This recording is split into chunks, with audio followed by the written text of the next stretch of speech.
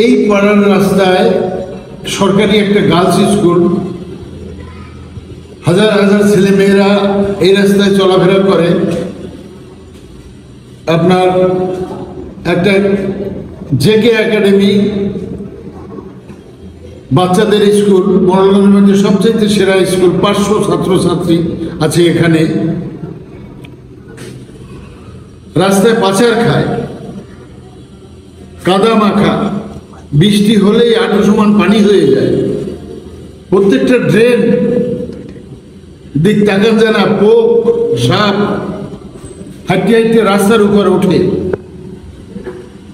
মানুষ সিসি করে, গ্রাম থেকে যারা আসে, যা আমরা গ্রামে বাস করি তার চাইতে শহরের মানুষ এত নোংরা, এত অনুন্নত।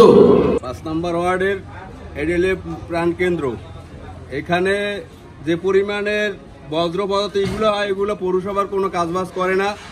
600 টাকা দিয়ে এই পরিষ্কার করা হয়েছে। বারবার মেয়রের বা অন্যের কাছে যাওয়া হয়েছে, তারা বলতে আছে যে আমাকে শিডিউলে নাই। কর্তৃপক্ষের দ্বারা বারবার জানানো হয়েছে।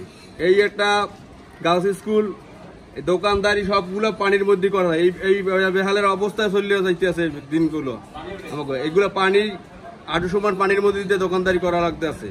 আর কয়েকদিন যাই পাড়ায় যে পৌর কর দাও, পৌর ট্যাক্স দাও, ম্যানুয়ালের বাতি কাটতে গেছে, আর কোনো নেই।